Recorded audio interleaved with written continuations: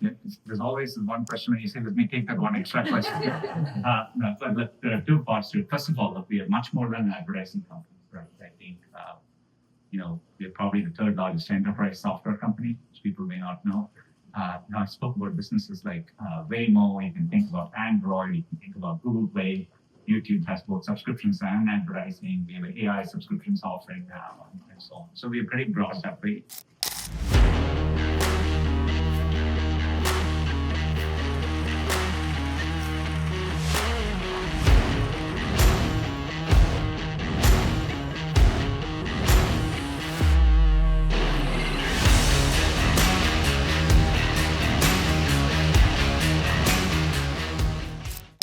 Look, throughout all, we genuinely think one of the value propositions in search is people come, use search, and they're looking for what's out there in the world.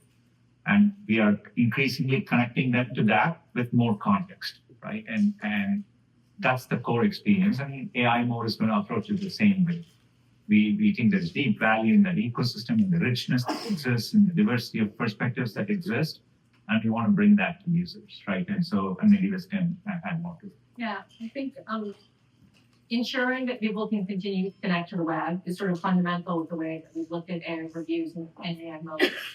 We really spend a lot of time trying to think about how can you bring amazing content form that. I think we've seen a few things so far. We've seen with AI reviews that the clicks people get on their websites are higher quality, which means people spend more time. They really want to engage when they continue going forward. We see that it's going to a greater diversity of websites. And I think that the second one in particular, although also the first, I think will only grow with AI. I think one of the challenges for a long time is that when people only used a few words, then a lot of web results were all about those same few words. But there's an opportunity with AI for people to express much more of what they really want. And that enables that niche creator, that small merchant that specializes in something to really get discovered. And so I think there will be a lot of new opportunities. Look, on privacy, GDPR, etc. First of all, privacy is a fundamental value for us as a company. If you look at the kind of services we provide, it's a privilege to have users trust in us.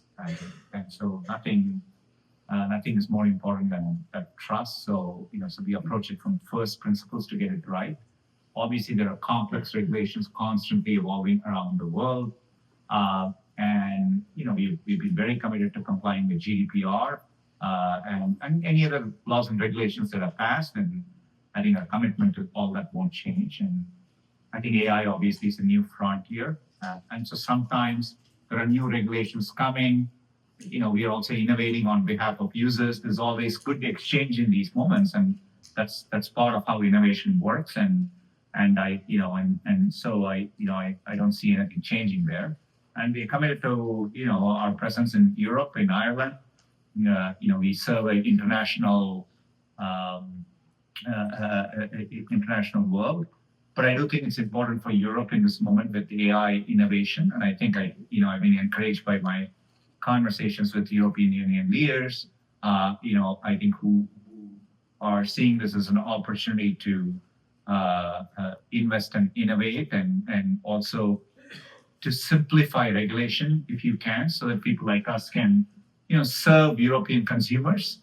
And that's what we are hearing from European consumers. They are equally hungry for access to these products, and I think we are committed to getting it to them. So I think it's an opportunity for Europe as well. 2 points. There's always one question when you say, let me take that one extra question.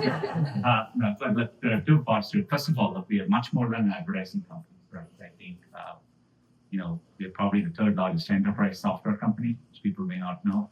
Now I spoke about businesses like Waymo. You can think about Android. You can think about Google Play. YouTube has both subscriptions and advertising. We have an AI subscriptions offering now, and so on. So we're pretty broad that way. But on advertising, part of what's helped us do it well is our teams approach advertising with the same focus on quality like we do our organic.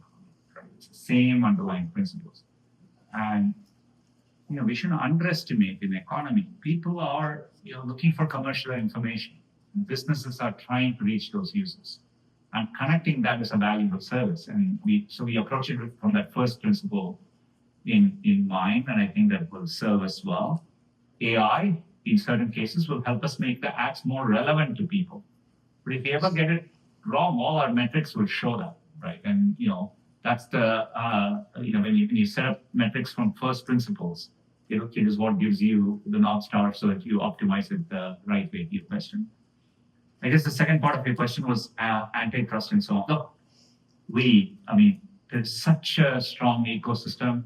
Googlers have left to start over 2,000 companies.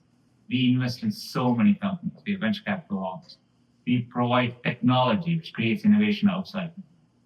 Dimension transformers is one example, right, from this moment. So I think we have benefited from being in a vibrant, dynamic startup ecosystem. We want to contribute strongly back. This is why we don't build AI technology just for ourselves. Why external developers have access to the same AI models that Liz running Google Search has, right? And so that's, not all companies can say that. We provide our TPUs to others on the outside if they want to train their models that way. So I think we'll approach it in a innovative and pro-competitive way. And I think we'll have to earn our success on our merits. That's how I think about it.